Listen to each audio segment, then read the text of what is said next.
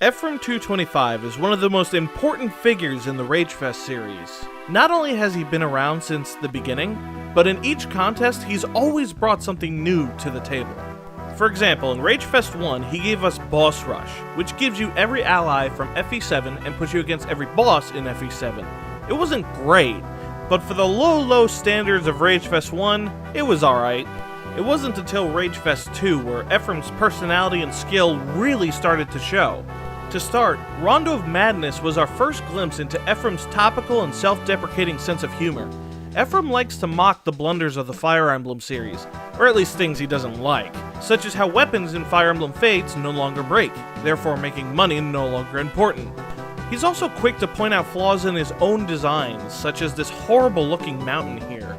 Another thing is that logic and the fourth wall simply don't exist in Ephraim's world. Characters frequently reference gameplay mechanics and concepts, and even justify their arbitrary decisions with them. When that's not their excuse, it's just because they feel like it. As for the gameplay of Rondo of Madness, a lot of submissions today focus on carefully placed enemies and timed events, designed to occur right as you beat a previous challenge in order to keep you on your toes. Tale of Part 2 is practically a living embodiment of this.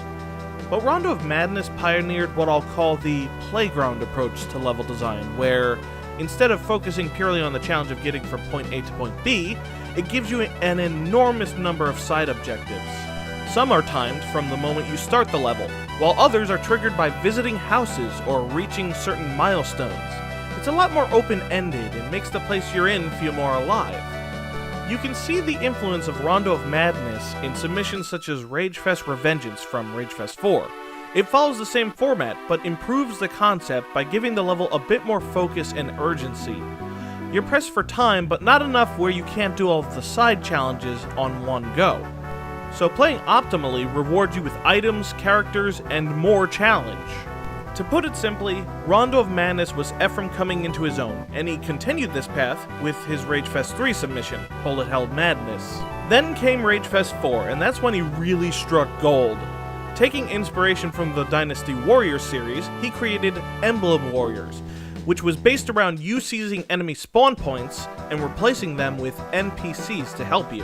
While the humor wasn't quite as good as the previous two submissions, the concept sparked tons of discussion and excitement. People wanted to make a full Fire Emblem hack around the idea, and so the submission deservedly scored well in the contest. Ragefest 5 gave us Calm's Big Heist, a submission where the objective is to make money by any means necessary, and then leave the level. In most Fire Emblem games, there isn't much flexibility in how you get money. It's usually through a cutscene or from villages and chests. Calm's Big Heist reintroduces the capture mechanic from FE5 so that every enemy's inventory is something you can turn into cold hard cash.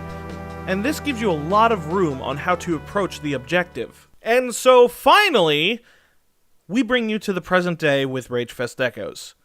Ephraim225 has once again submitted something, and I am so pumped to play it. What crazy idea does Ephraim have in store for us this time? Oh, it's in FE1. No.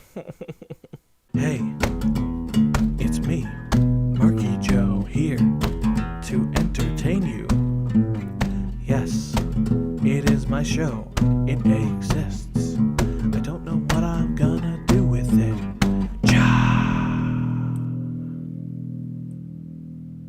Now you might be thinking, dude, don't you think you're being a bit closed-minded here? You haven't even touched the submission yet. And to that I say, this is friggin' FE1 we're talking about. Have you ever played FE1? You don't want to play FE1, cause I own FE1, and FE1 ain't pretty. Now that said, Ephraim already made something for Ragefest 5. Echoes' deadline was only a month after, and it's not even a contest. I doubt he was aiming to make something serious, so keep this in mind as we play. This is not representative of Ephraim's skills. Now with that, let's begin. So once we fire this bad boy up, we're hit with the opening cutscene, and it's completely unchanged from the original. Sheeta shows up and tells Marth he's got to murder some pirates and save her dad. That's it. Given how easy it is to change text in NES games and how much Ephraim loves to make fun of Fire Emblem, this seems like a wasted opportunity. FE1 is loaded with material that he can make fun of. The character portraits, the game's general slowness, the fact that the king of this island can't defend against weak-ass pirates, the list goes on. And yet, none of the dialogue gets touched. It just seems odd that Ephraim would pass up such a chance, you know? Anyway, the cutscene ends and... whoa. Guess this island's just hanging around in the eternal abyss. You know what? This explains why the king can't defend his own kingdom. These aren't sea pirates he's facing. They're space pirates. And we all know from Super Metroid that those guys are on a completely different level. Friggin' laser beams. Our team consists of the usual suspects. Marth, Doga, Mario, Luigi, Waltz, and... oh. Looks like Rena and Maria are coming along too. You know what? This is especially useful because none of our dudes have vulneraries. And I sure as heck ain't gonna sit on a fort for 2 whole minutes just to regain health. Now as for the opposition... well, aside from these generals in the center, none of them really pose a threat. Even Doga, despite having a limp leg, has no problem fighting them. And given these enemies have such advanced maneuvers such as the hoppy dance, I find it hard to believe they'd be such pushovers. I don't know, maybe the guys over here will be more of a challenge. Whoa, hold up a moment! That description says I'm fighting a Garda thief, but that is clearly a vampire! Look at the way he moves! That ain't natural. And they ain't fooling around either. For once they stab you with those razor-sharp claws, they deal a hefty 1 damage. Someone's gotta destroy these creatures, and Luigi is up for the job! Die, monster! You don't belong in this world! After we've defeated the space pirates and vampires, there's nothing else going on in this map. And these generals haven't moved an inch.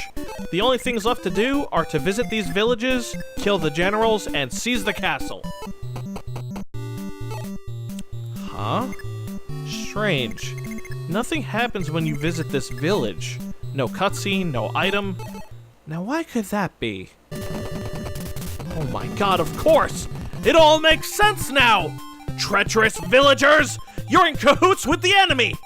All along you were waiting for Marth to come on over to you so you could give them the signal to attack. I swear, once I'm done with these freaks, you're next!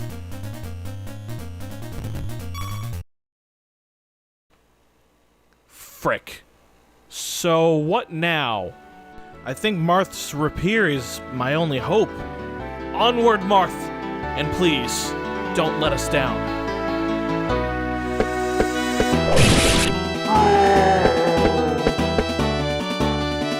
Marth, take this! Thank you, Rena.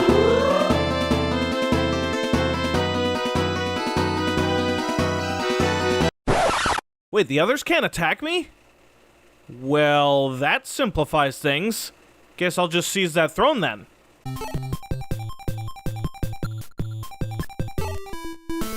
Well, that had to have been one of the most anticlimactic battles I've seen. Still, there's one last thing we gotta do. Burn the villages!